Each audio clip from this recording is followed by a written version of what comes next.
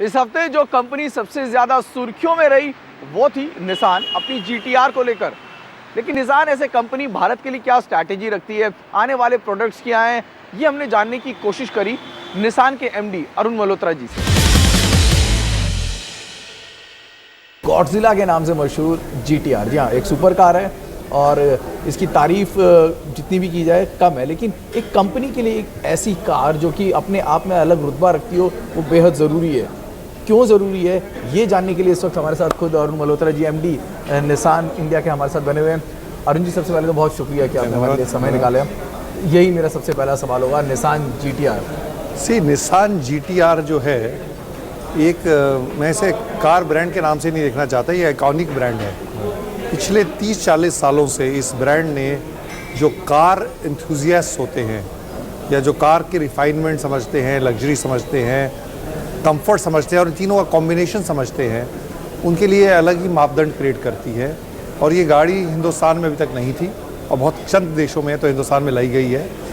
हमारा ये मानना है कि इस गाड़ी के द्वारा, चाहे संख्याएं ज़्यादा नहीं होंगी क्योंकि बहुत महंगी गाड़ी है, इसकी कीमत एक्स शोरूम प्राइस 1,99,00,000 रुपये है, पर इस गाड़ी का जो रब इफेक्ट होता है, जो क्योंकि इतना आइकॉनिक ब्रांड है, दुनिया ये जानेगी कि जो निसान इस तरह की गाड़ी बना सकता है तो उसमें कितना, उस कंपनी में कितनी काबिलियत होगी, कितनी एबिलिटीज़ होगी, कितना टेक्नोलॉजिकल एक्सपर्टीज़ होगी, जो कि दूसरे ब्रांड्स पे भी कहीं नज़र आएगी। 2020 तक आपकी 8 और गाड़ियाँ आएंगी इंक्लूडिंग GTR, जैसा कि आपने कहा।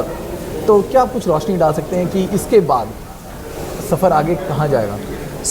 हमारे पास 2 ब्रांड्स हैं हिंदुस्तान में, एक निसान का और एक डैटसन का। तो अगले 3-4 सालों में हम 8 ब्रांड्स लॉन्च करने जा रहे हैं। कुछ डैटसन के होंगे, कुछ निसान के होंगे।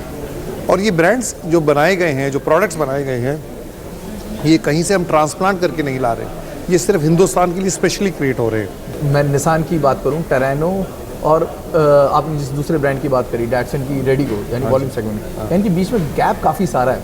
तो उस गैप को फिल करने की इन 2 ब्रांडों की मदद से किस तरह से कोशिश की जाए? तो हमारा मानना है कि एक ब्रांड एक सीमा तक कवर कर सकता है। तो डैटसन ब्रांड एक प्राइस पॉइंट तक एक अलग तरह की नीड को, एक तरह की आप बोलिए एस्पिरेशन को, जो एक फर्स्ट टाइम बायर की है या एस्पिरेशन आगे ज़िंदगी में बढ़ने की है, और दूसरा एस्पिरेशन ऐसी है जो निसान की, जो स्टाइल, परफेक्शन, इंटरनेशनल की है। तो इन 2 ब्रांडों के सहारे हम एक काफ़ी बड़ी रेंज कवर करना चाहते हैं। सुपर सर, अगर मार्केट की तरफ से मैं ये कहूँ कि निसान 6 महीने पहले और निसान आने वाले 6 महीनों में कैसा था? मेरा ये मानना है कि ऑटोमोबाइल इंडस्ट्री एक 20-20 मैच नहीं होती, ना ही 100 मीटर डैश होता है, ये एक मैराथन रेस होती है। तो 6 महीने में शायद एक ब्रांड का सफ़र, और देश में मैं नहीं मानना चाहता, पर ये क्लियर है कि पिछले 6 महीनों में एक अलग ही गति आई है और हमारी सेल कंटिन्यूसली बढ़ रही है। अब और ब्रांड्स आएंगे और इन ब्रांड्स को भी मोमेंटम क्रिएट करके आगे बढ़ाना, ये हमारा काम है। कैशलेस इकोनॉमी का या फिर डीमोनेटाइजेशन का आप ऑटोमोबाइल इंडस्ट्री पे किस तरह का असर होते हुए देखते हैं? ऑटोमोबाइल इंडस्ट्री एक ऐसी इंडस्ट्री है जिसमें अभी भी फाइनेंसिंग का प्रोपोर्शन बहुत ज़्यादा है। 70% व्हीकल्स फाइनेंस होती है और उसमें भी फाइनेंसिंग जो होती है 80 to 90% रेट पे फाइनेंस हो जाती है गाड़ी जी। और अब हमने कोशिश ये की दिसंबर में 100% फाइनेंसिंग भी उपलब्ध की है, जिनकी फाइनेंसिंग रिकॉर्ड अच्छा हो। तो मेरा मानना है कि कुछ समय की बात है, स्थिति सुधरनी चाहिए, पर नवंबर में ज़रूर असर इसका बुरा पड़ा है। डिस्काउंट्स हेल्प कर पाएंगे? More discounts? I think discount से कहीं ज़्यादा मुझे लगता है कि ease of financing, amount of financing, rate of financing जी करेगा। बिकॉज इस समय थोड़ी जो कैश क्रंच है, जो हार्ड लिक्विड कैश क्रंच है, इसमें अगर हम फाइनेंसिंग से बढ़ा सकें, ये एक बहुत बड़ा सफ़र तय करेगा। बजट से आपको क्या उम्मीद है और आप क्या क्या चीज़ें देख रहे हैं जो कि ऑटोमोबाइल इंडस्ट्री के लिए अच्छा हो सकता है या तस्वीर को बदलने में कामयाब हो सकता है? ऑटोमोबाइल 2-3 चीज़ें हैं। एक तो एक स्टेबल टैक्स रिजीम चाहिए, जिससे रोड मैप हो सकता है, कौन क्या क्लासिफिकेशन है, कौन सी व्हीकल्स कवर्ड है, स्टेबिलिटी चाहिए। जो भी गेम प्लान हो, स्टेबिलिटी चाहिए, चाहे फ्यूल के लिहाज से हो, चाहे किसी भी लिहाज से हो।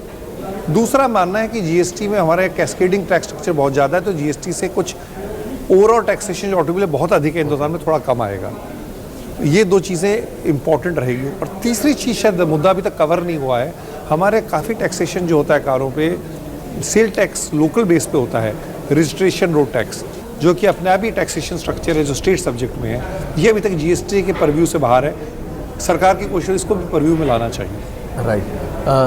अरुण सर, बहुत बहुत शुक्रिया कि आपने जी मीडिया के लिए समय निकाला, और निसान की इस लवली गॉडजिला GTR के लिए एक बार फिर मुबारक। धन्यवाद, शुभकामनाएं के लिए। Thank you.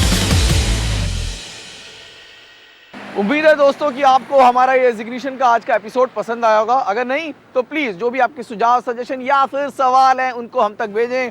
तरीके बेहद आसान, ट्विटर, फेसबुक या फिर ईमेल के जरिए आप हमसे जुड़ सकते हैं और हम आपसे जुड़ सकते हैं। आज के लिए इतना ही, इजाज़त लेता हूँ, लेकिन जाते जाते वही एक रिक्वेस्ट, प्लीज़ सड़क नियमों का पालन करें, ड्राइव सेफ।